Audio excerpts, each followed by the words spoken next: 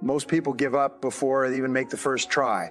And the reason they give up is because of all the obstacles, difficulties, problems, and roadblocks that immediately appear as soon as you decide to do something that you've never done before. The fact is that successful people fail far more often than unsuccessful people. Successful people try more things, fall down, pick themselves up, and try again over and over again before they win through. You should expect to fail and fall short many times before you achieve your goals. You should look upon failure and temporary defeat as a part of the price that you pay on your road to the success that you will inevitably achieve. Identify all the obstacles that stand between you and your goal. Write down every single thing that you can think of that might be blocking you or slowing you down from moving ahead. In the area of problems and difficulties, successful people think about solutions most of the time. Unsuccessful people think about problems and difficulties most of the time. Problem-oriented people talk continuously about their problems, about who or what caused them, how unhappy or angry they are, and how unfortunate it is that they have occurred. Solution-oriented people, on the other hand, simply ask the question how and then get to work to remove the problems. Personal leadership is the ability to solve problems. Effectiveness is the ability to solve problems. All men and women who accomplish anything of importance are people who have developed the ability to solve the problems that stand between them and their goals, and the more you focus on solutions, the more and better solutions will come to you. The better you get at solving problems, the faster you will be at solving each subsequent problem. Eventually, you will be solving problems that can have significant financial consequences for you and others. This is the way the world works. The fact is that you have the ability to solve any problem or overcome any obstacle on the path to your goal if you desire the goal intensely enough. In accomplishing any major goal, there's always a constraint or bottleneck that you must get through as well. Your job is to identify it accurately and then to focus all of your energies on alleviating that key constraint. Your ability to remove this bottleneck or deal with this limiting factor can help you move ahead faster than perhaps any other step you can take. The 80-20 rule applies to the constraints between you and your goals. In this case, this rule says that 80% of your constraints will be within yourself. Only 20% of your constraints will be outside of yourself, contained in other people and situations. The primary obstacles between you and your goals are usually mental. They are psychological and emotional in character. They are within yourself rather than within the situation around you. And it is with these mental obstacles that you must begin if you want to achieve everything that is possible for you. The two major obstacles to success and achievement are fear and doubt. It is, first of all, the fears of failure, poverty, loss, embarrassment, or rejection that hold the average person back from trying in the first place. The second mental obstacle, closely aligned to fear, is that of self-doubt. We doubt our own abilities. We compare our own abilities.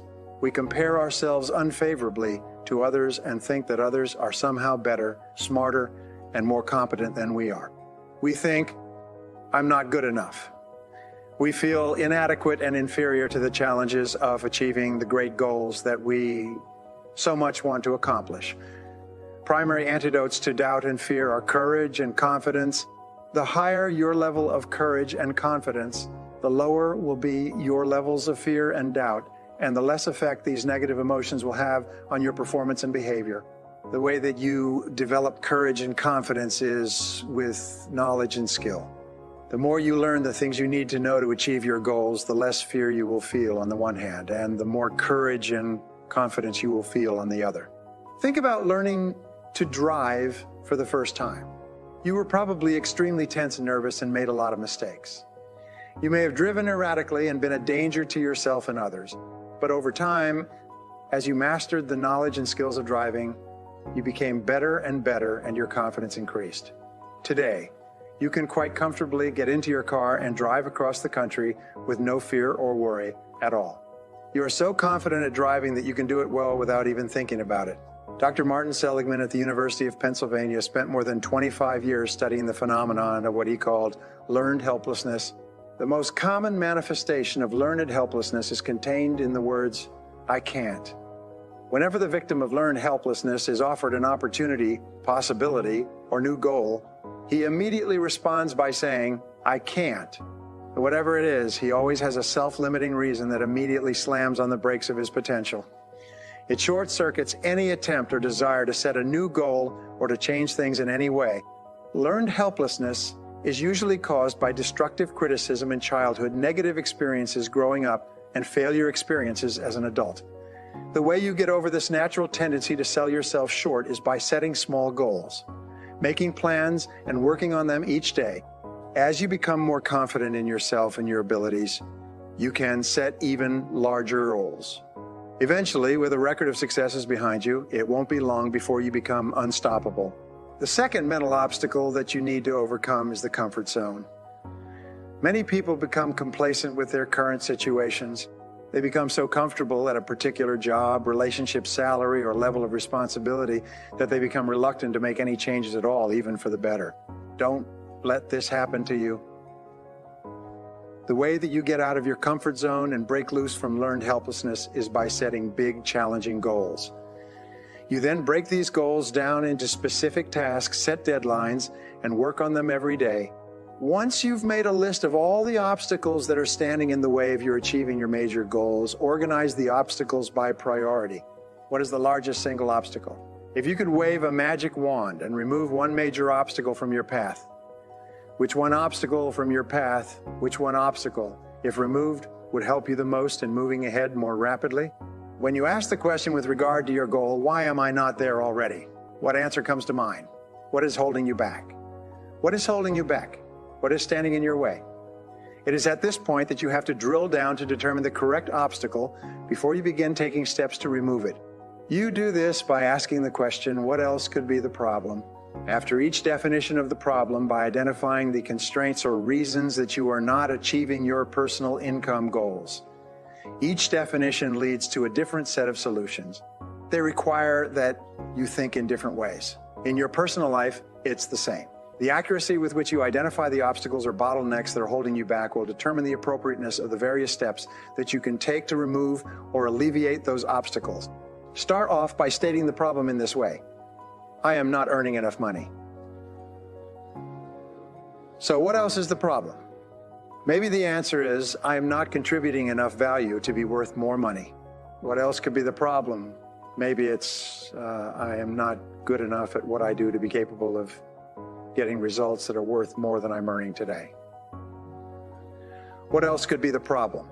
Well, you could say, I don't use my time efficiently enough during the workday. What else could be the problem? You could say, I spend my evenings watching television, my weekends socializing, and I seldom read or learn anything that would help me to be better at my job. Aha! Now you have found the real problem. Now you have a clear idea of what you have to do differently if you're going to solve your original problem, which was to earn more money.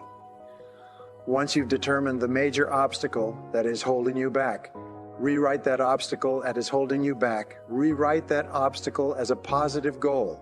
You then make a list of all the things that you could do to upgrade your knowledge and skills, improve your time management, increase your efficiency and effectiveness, and make more sales for your company. You set deadlines and measures next to each step in your strategy to achieve excellence in your field. You then select one key task and take action on it immediately. From then on, you hold your own feet to the fire. You discipline and drive yourself to do the things that you need to do to become the kind of person you need to become in order to achieve the goals that you've set for yourself.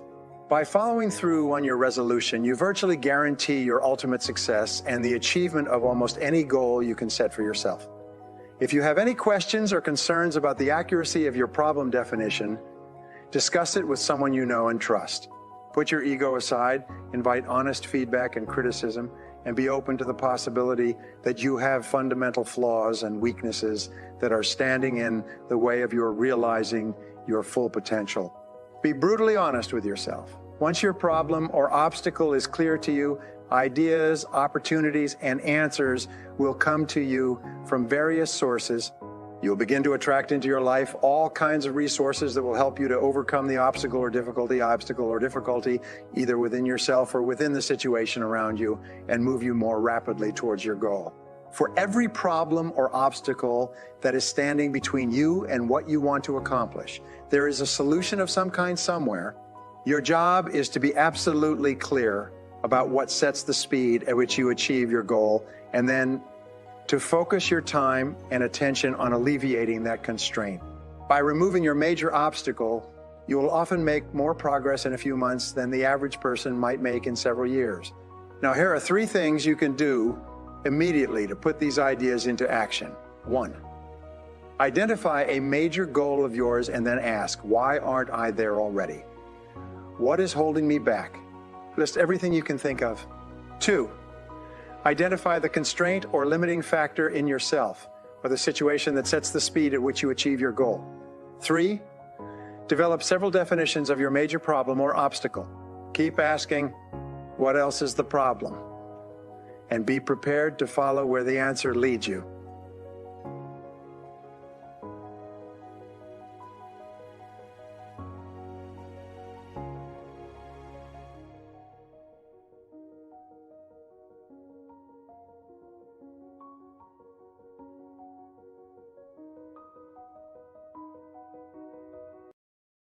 If you had all the money in the world, if you were rich, but you had to do something, you still had to work, you could not go on vacation, what would you choose to do?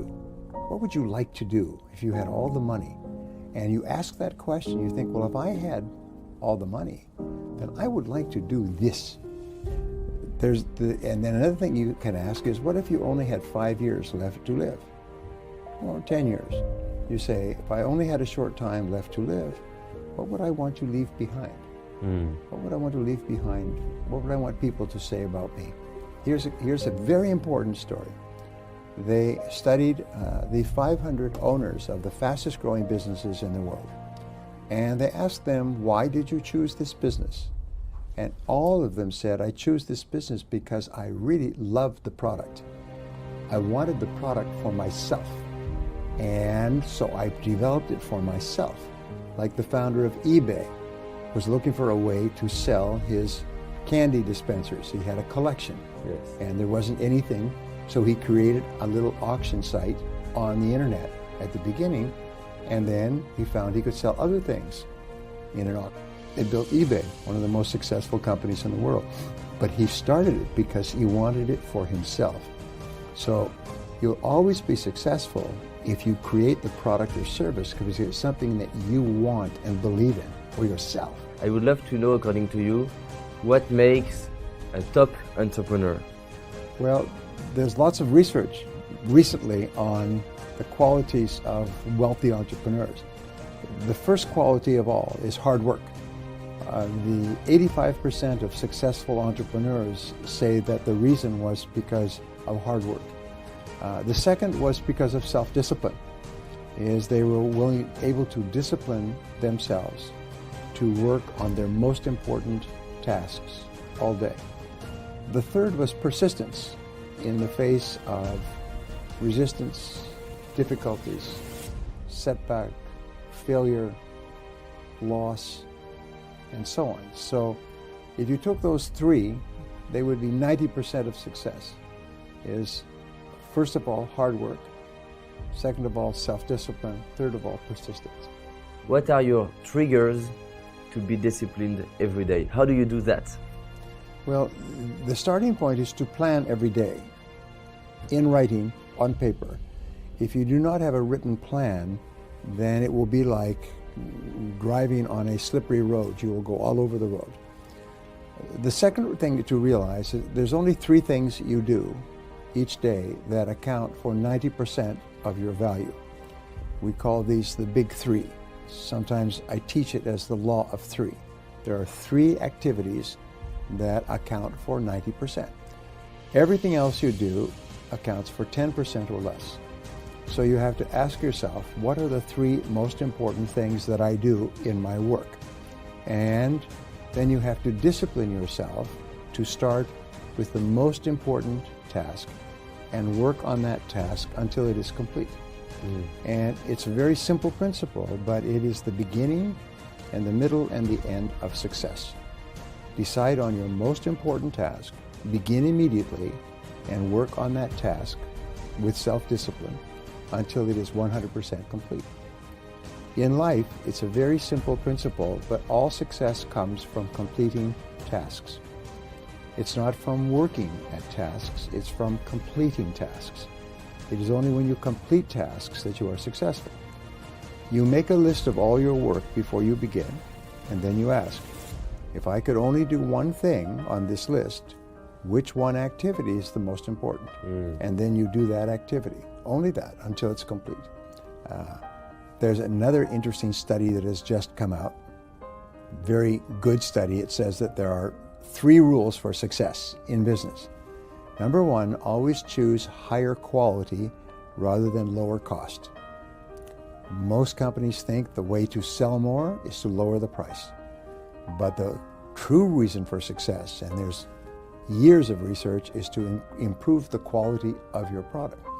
The second rule is to focus on revenue generation rather than on the costs of your business, rather than on the price that things cost. Focus on revenue generation.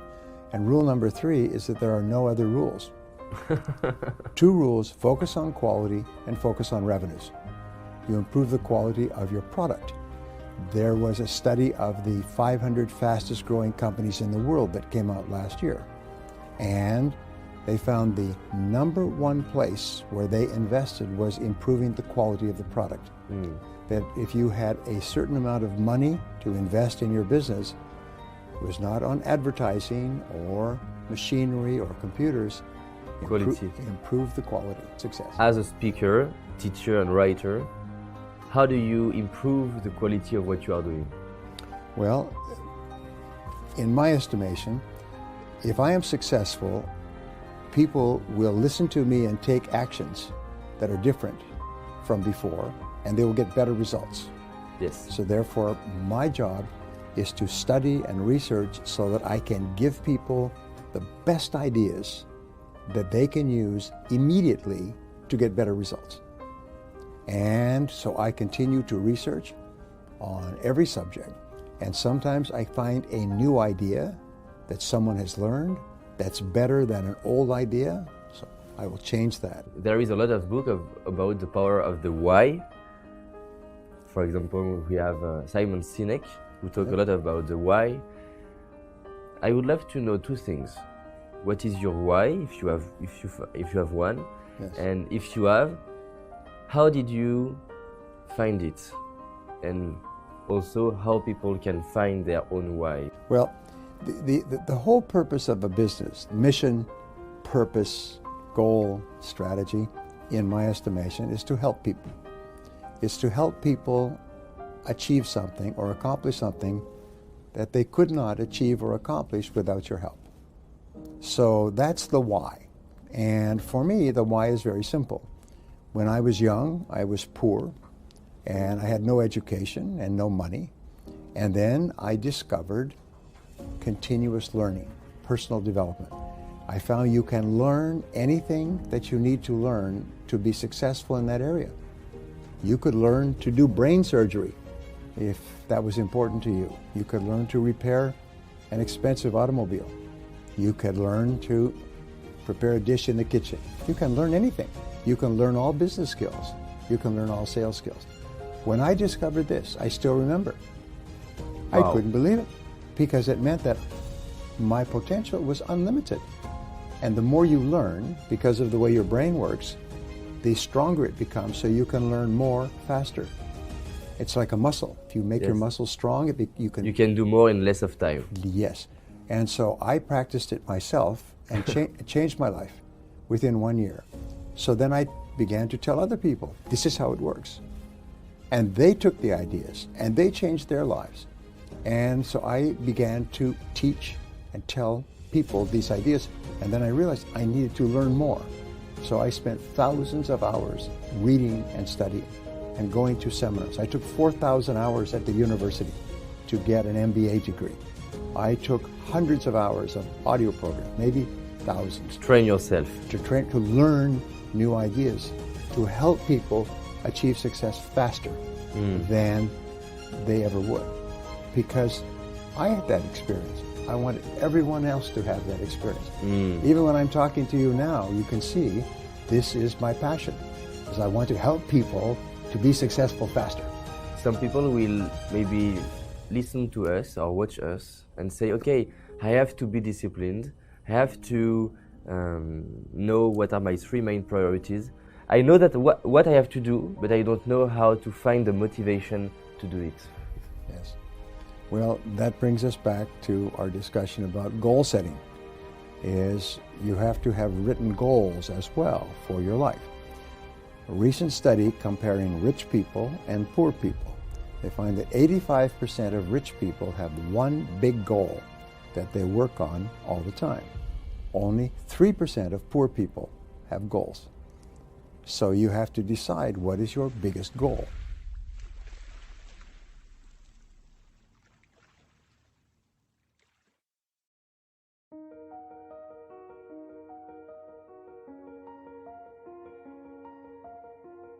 By systematically setting goals for your life and making detailed plans to achieve them, you will save yourself years of hard work in reaching the same level of success. Goal setting enables you to use vastly more of your thinking powers than the average person. But it is your subconscious mind that contains the great powers that can enable you to accomplish vastly more than you ever have before. It's essential that you learn to tap into these powers to motivate, stimulate, and drive you forward toward the achievement of your goals.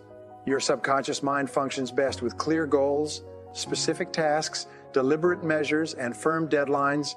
As you set your goals and begin moving toward them, it's essential that you establish a series of benchmarks or measures that you can use to evaluate your progress day by day and hour by hour. The more clear and specific the measures you set, the more accurate you will be in hitting your targets on schedule. Your subconscious mind requires a forcing system composed of deadlines that you have imposed on yourself for task accomplishment and goal attainment.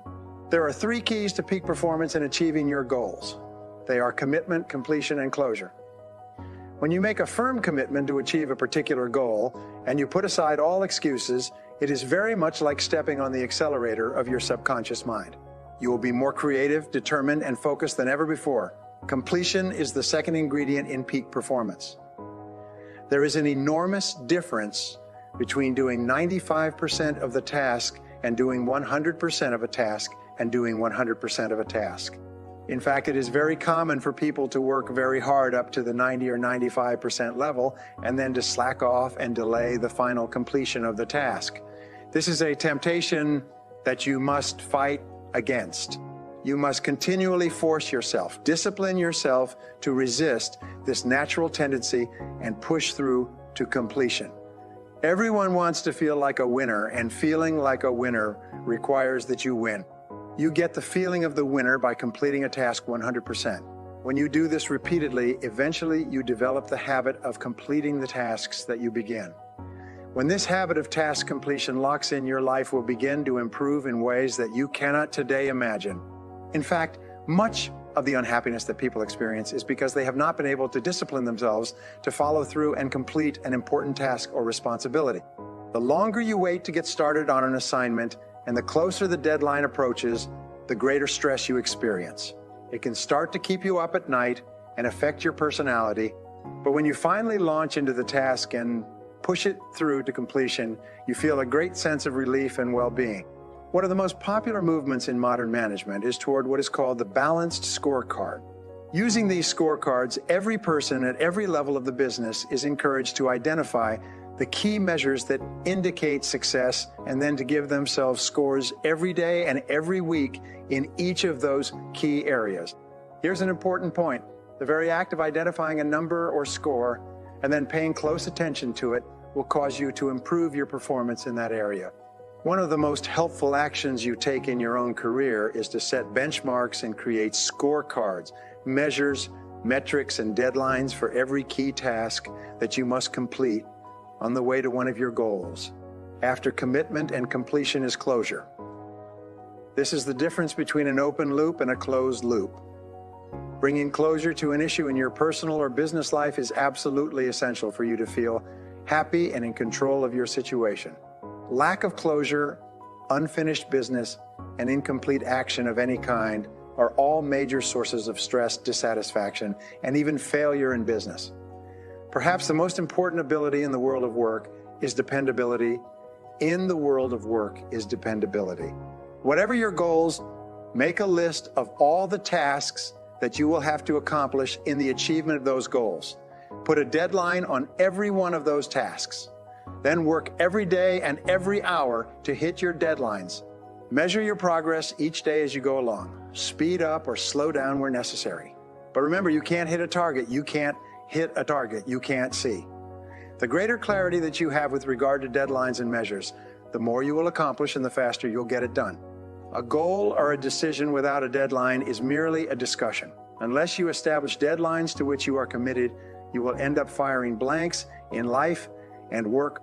The more you set and work toward deadlines, the more accurate you will become in predicting the time necessary to complete them in the future. You will then become better and better at achieving your goals and completing your tasks on schedule. Every time you've heard the question, how do you eat an elephant? And the answer is one bite at a time. This metaphor applies to achieving any big goal as well. Break your long-term goals down into annual, monthly, weekly, and even hourly goals. If you want to increase your income, you know that all income is a result of added value. Look at everything you do and then ask yourself how you could add more value so that you could be worth more than you are earning today. It's absolutely amazing how much you can accomplish if you break your task down into bite-sized pieces, set deadlines, and then do one thing at a time every single day. If you want to increase your hourly rate and your income, look for ways to get a little bit better at the most important things you do every single day. When you invest an extra 1 or 2 hours per day in self-improvement, the cumulative effect on your greater ability to get results can be extraordinary. If you want to become wealthy, begin to question every single expense. Set a goal to save $3, $5, or $10 per day. Put this money away in a savings account and never touch it. As your income increases, increase the amount that you save.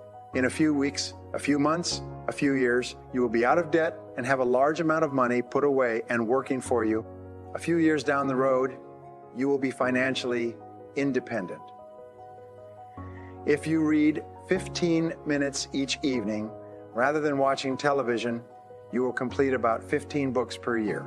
If you read the great classics of English literature for 15 minutes each day, in 7 years, you will have read the 100 greatest books ever written.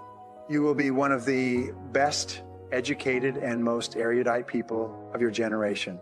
And you can achieve this just by reading 15 minutes each evening before you go to bed.